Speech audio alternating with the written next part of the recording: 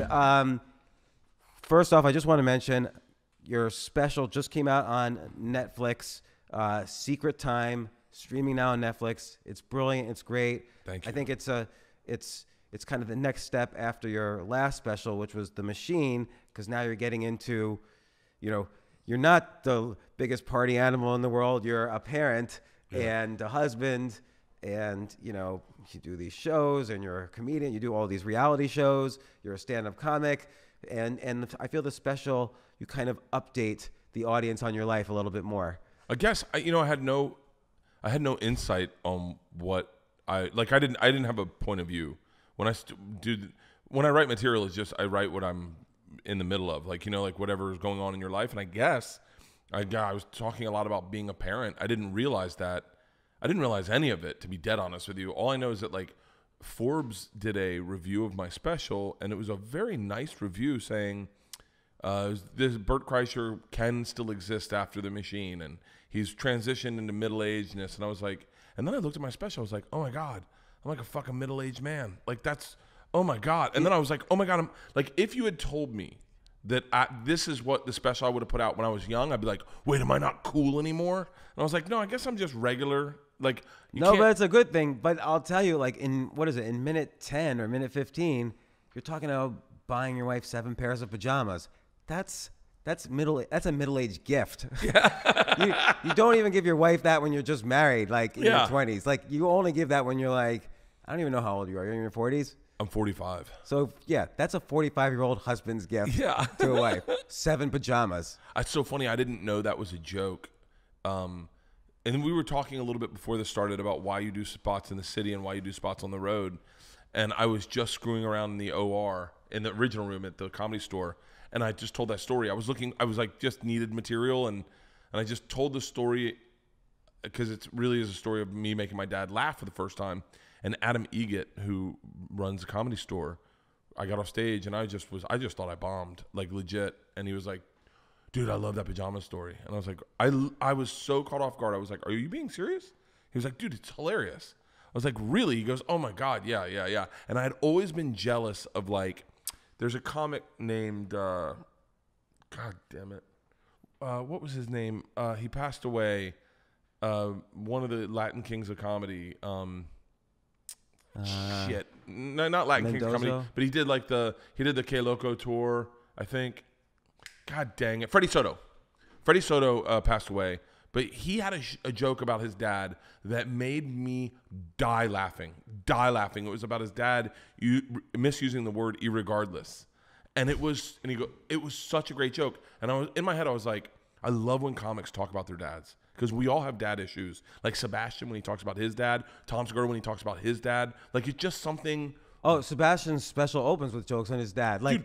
His whole thing is Dad, we sold out Radio City Music Hall for four nights. And guess what my dad says? Is there enough parking? Yeah. He goes, one of my favorite jokes about, I told you about Sebastian this right before I shot my special. I was like, I love the joke he has about his dad going, he's like, I remember telling my dad I wanted a dog. And his dad's like, the neighbors have a dog. You don't pet that dog. Pet that dog for 30 minutes. But I love those jokes. And so when he said that, I went, oh my God, I have a joke about my dad. I was like, oh, I got really excited because I just don't find my parents funny, at all. But you in your book and in your specials and on Joe Rogan, you talk about your dad a lot. I do. When you meet Will Smith, so you're doing stand-up for 6 months. Yeah. Let me clear my throat. Oh, I'll take another double Tito's and soda if anyone's wondering. In a big glass like this. Lots of ice.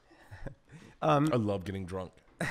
I love it so much. I really. We wanted you to feel at home. I hope I never. I'm very cognizant of my drinking so that I can always drink because I don't want to have a problem with it to the point where people are like I would have not drank normally, but when you say one, that's what we talk about. When you read that article and you were like, oh, I wish I could live like that. That is one of my biggest problems. When you said, oh, I want a vodka, I was just gonna have a beer and sip it. But when you said, I'll take a vodka tonic.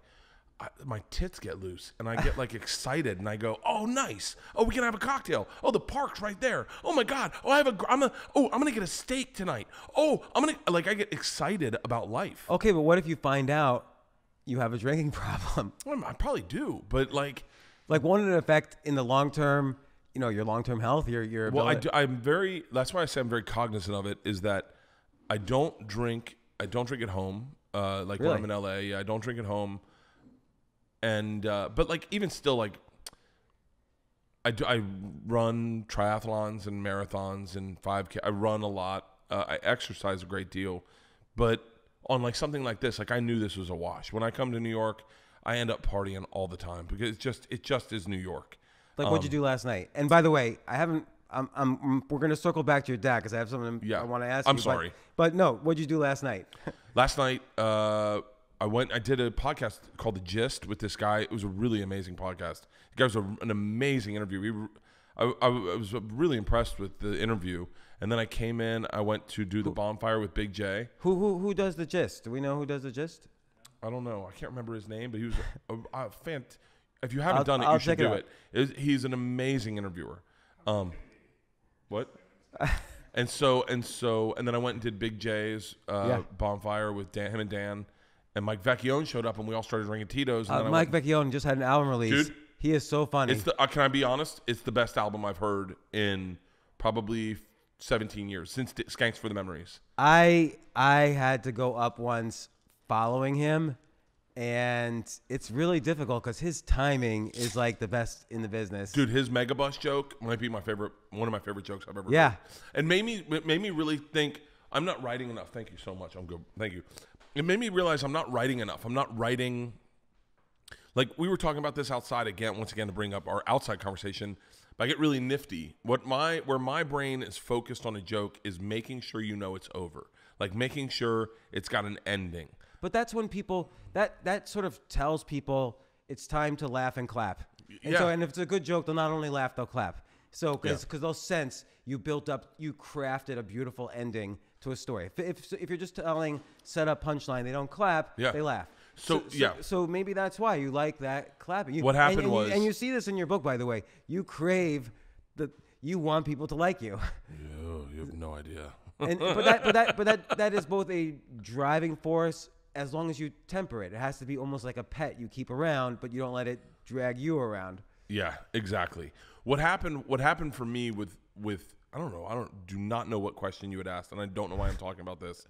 But there's a joke in the new special about time travel, about my daughter's deodorant, and I had wanted this conversation I had with my daughter where she basically asked me about time travel one night while I was high. She didn't know I was high. She asked me about time travel. I had wanted that to be in my second special I did for Showtime, and I couldn't cram. No, the Machine special for Showtime.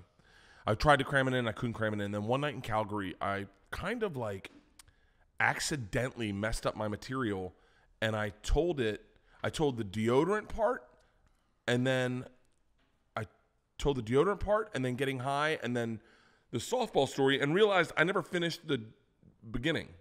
And so I literally chopped it in half and told 2 bits in the middle, and then told the end of the time travel at the end.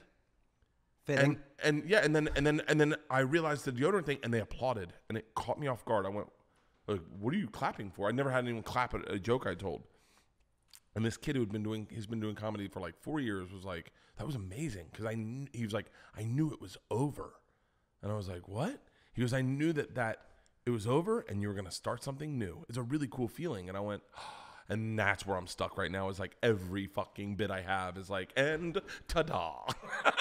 Well, it's interesting because on the one hand, you can say, all right, that's a skill you needed to develop when you first started. Yes. Was the ability to, I can't clear my throat off.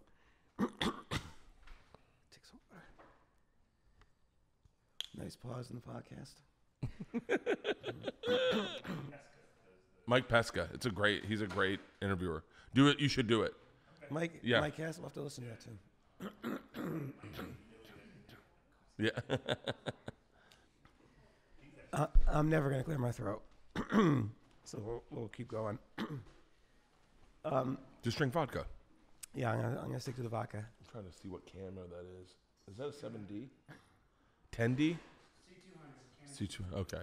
Hey, can I put my mic on the T-shirt? It's like so hot. Yes, you can. You need help in fact. Oh, I got it.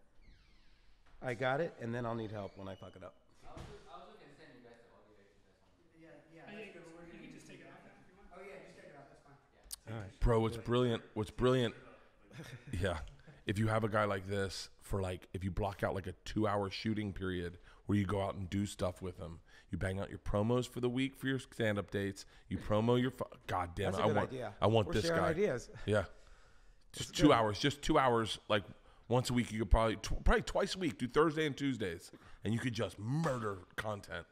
That's a good idea. Yeah. We're gonna have to do that. What's that?